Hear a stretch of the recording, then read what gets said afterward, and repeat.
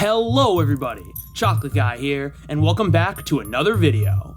A couple months ago, I discussed what I consider to be the worst and best episodes of Steven Universe Season 1.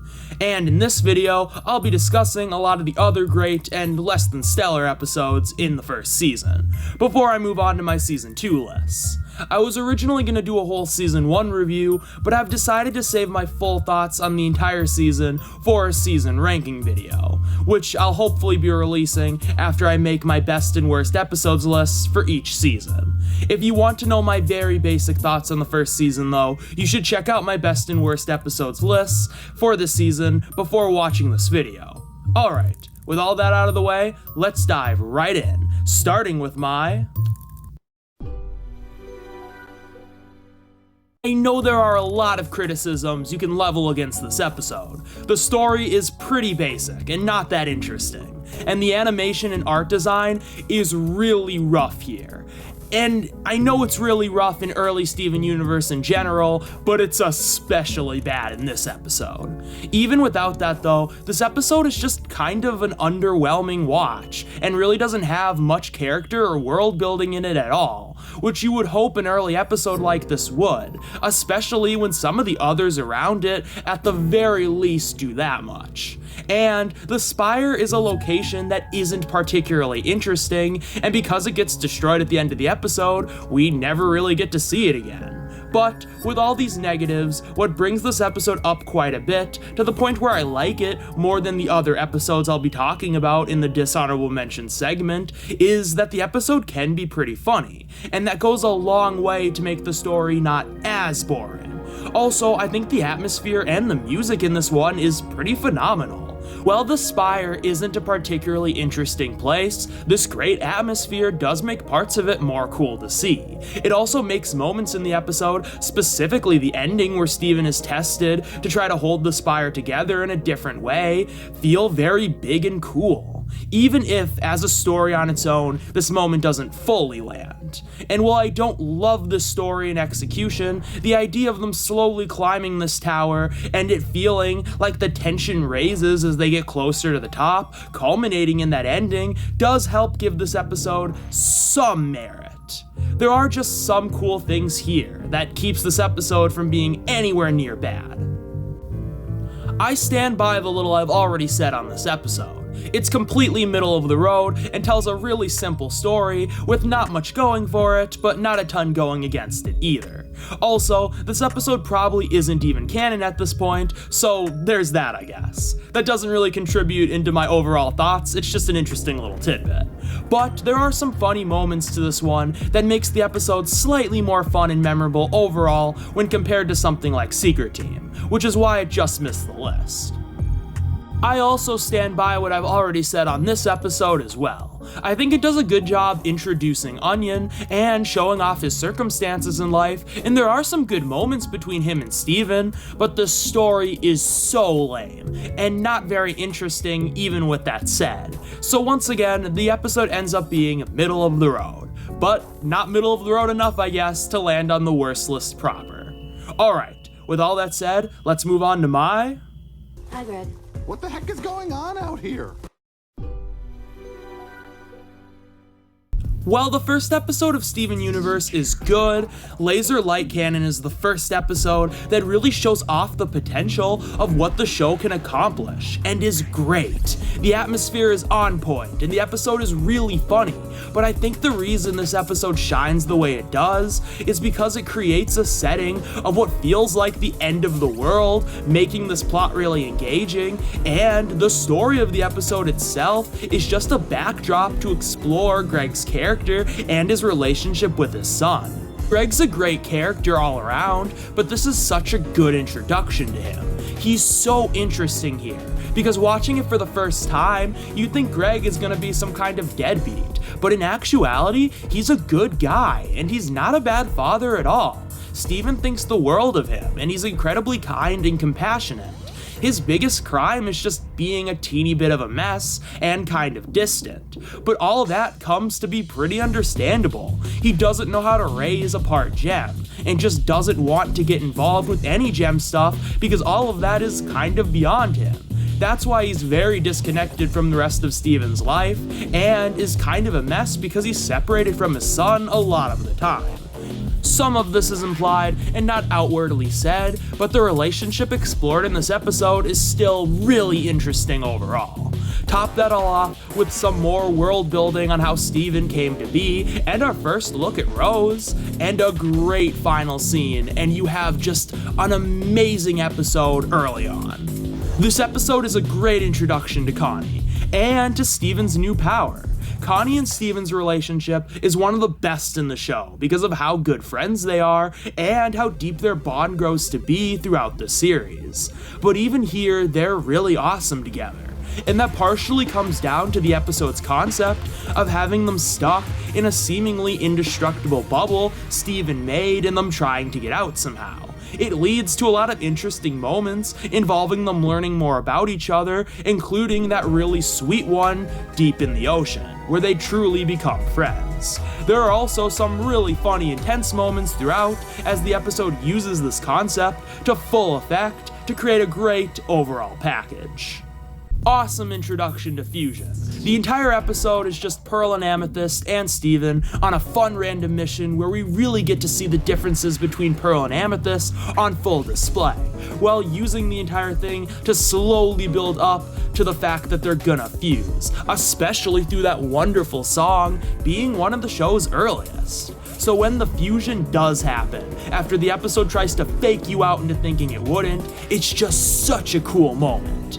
Opal is a cool fusion who I wish we got to see more of in Steven Universe.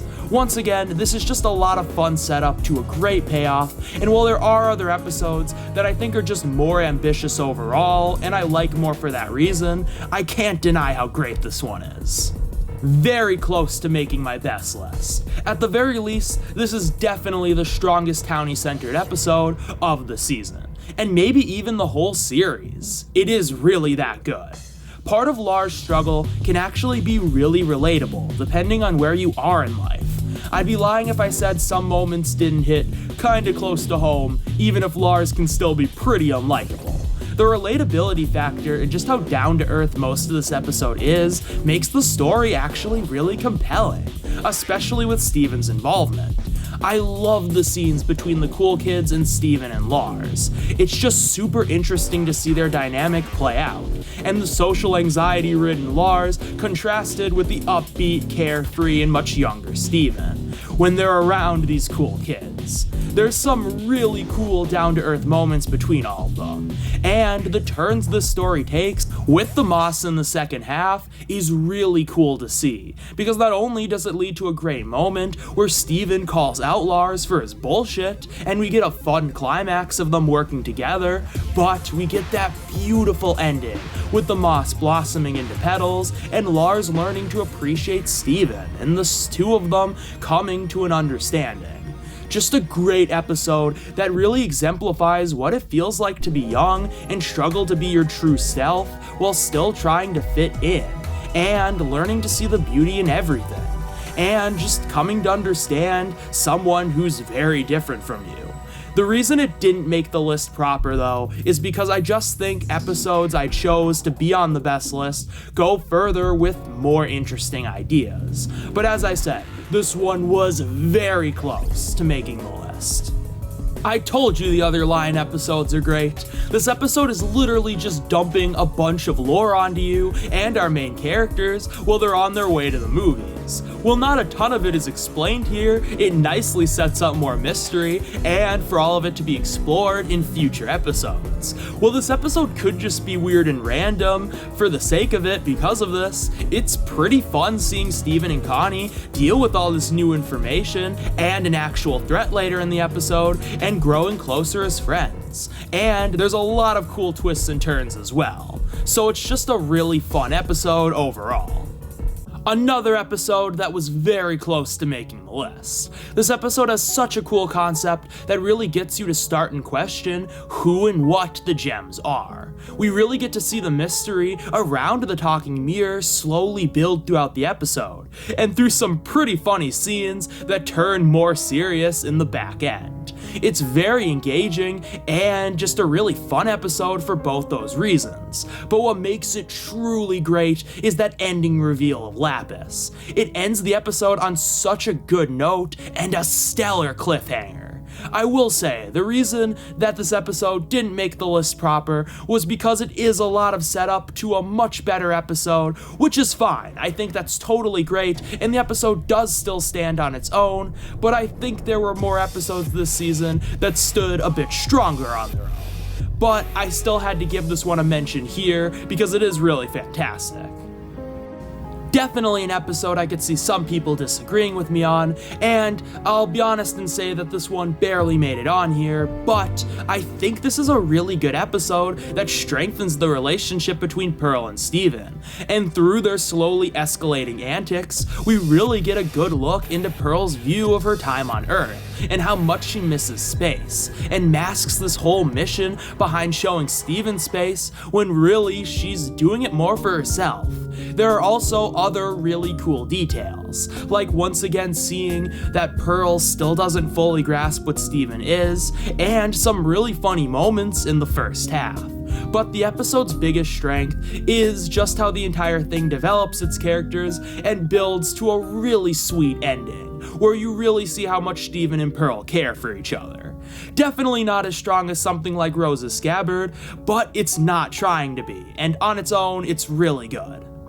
This one is great because we get to learn a little bit more about Lion, but also obviously we get to see who Rose was and kind of why she decided to have Steven. The ending video and that whole scene is really great and definitely the highlight of the episode. The rest of the episode is solid setup to that moment with some funny gags, and while that's great, there were just other episodes I thought were better overall. This was the episode, first time watching through the show, that made me absolutely fall in love with the story and mysteries the show presents, and made me want to watch more so badly. Through the years, this episode has shifted in and out of my personal top 10 of the season. While I still love it, I will admit that the entire episode is kind of just slow build-up to that great reveal that there are gems coming from space, and we don't know why, but it can't be good. It's actually funny to watch in hindsight that Peridot starts out as really menacing here, when she is shrouded in mystery. My point is, though, I just think there are other episodes this season that do more or tackle some really complex material. But even besides the ending, there are some really fun story beats here. Steven's paranoia is interesting to watch, and the episode does a good job showing it get worse throughout the episode, leading to a really cool moment outside of the warp beam and a revealing moment when he's saved right before the big ending reveal. The episode through this also plays around with your expectations of where you expect the show's story to go next, with Steven being so adamant about there being some sort of threat in the warps and the gems firmly saying it couldn't happen. It's just a really fun and interesting episode overall. I love how this episode not only recontextualizes a previous episode in a pretty unique way, but through its story shows off two very unique struggles. Steven's struggle to prove his worth to the gems, and the gems struggle to figure out what is the best way to help Steven reach his potential. Throughout the episode, you see both of these ideas play out, and while it's definitely not okay that the gems lied to Steven about this test being legitimate, I still think it's really cool to see Steven come to an understanding that the gems are trying to do their best for him, and that they are proud of him no matter what. And they are proud of him anyways, even if he still might not feel like he totally proved himself. It's just such an interesting and very unconventional episode because of how it's structured and the story it tells, and just how interesting this whole dynamic is. While I think some ideas and plot points could have been expanded upon a little more to make the episode more interesting overall, like the fact that if the test was real, Steven definitely would have failed, and I believe that's interesting and played into some of Steven's feelings and anger at least a little bit. But I can't deny that what the episode does explore about Steven in the Gem's headspace currently is really good. And the episode was also very close to making the list because of how unique and complex it is. I don't really have much to say on this episode. It's just a really cool use of the Future Vision concept to tell a fun story around seeing multiple scenarios playing out during this blizzard. There's some really funny jokes, cool callbacks, and some very cool and atmospheric moments, specifically that ending. A fun follow-up to Warp Tour that develops the overarching narrative of the season very well. It's a lot of fun seeing the Gems deal with Peridot's robots, and then Peridot herself, who once again is a cool antagonist and very menacing here. And the episode also does a good job building more mystery around what Homeworld is doing on Earth, while setting up the season finale perfectly. A great flashback episode that shows us the story of how Greg met Rose. It's interesting to see the circumstance around how they met and what a life-changing decision it was for Greg to go back for her when he was gonna leave Beach City. There's also a lot of cute moments between them, which are fun to see as a change of pace for the show, and it's cool to see a younger Amethyst, Garnet, and Pearl. There's just a lot of fun elements at play in this episode, and while there is definitely stronger flashback episodes, including one we'll be talking about in Season 2, this is still a very awesome and unique episode for the first season. Just an awesome culmination of what the season had been building to. A really epic climax where we get a sense on why the Homeworld Gems are coming back to Earth. And the episode creates a setting that actually makes it feel like the end of the world might be near. And it's super cool to see the Gems and Steven try to take on the Homeworld ship and then Jasper. And the season has done a decent job throughout making you care about the townsfolk, so you don't want to see Beach City get destroyed, which raises the stakes even more. With all this great stuff going on, this is just the perfect penultimate episode setting up the finale. But that same finale is just a lot better, and I think in a similar sense to my opinions on Mirror Gem, there are a lot of episodes that stand out a lot stronger on their own this season. Still, this episode is a perfect companion piece to the finale itself, and you have to watch both. You have failed. And with all that said, thank you so much for watching this video. If you enjoyed it, please leave a like and subscribe for more content similar to this in the future. Also, leave a comment down below telling me what you thought of the video and what some of your own favorite and least favorite episodes of Steven Universe Season 1 are. I will definitely do lists for Season 2 in the new year, but my next video will be about the worst episodes of Hey Arnold Season 3. So until then, this is Chocolate Guy, signing off.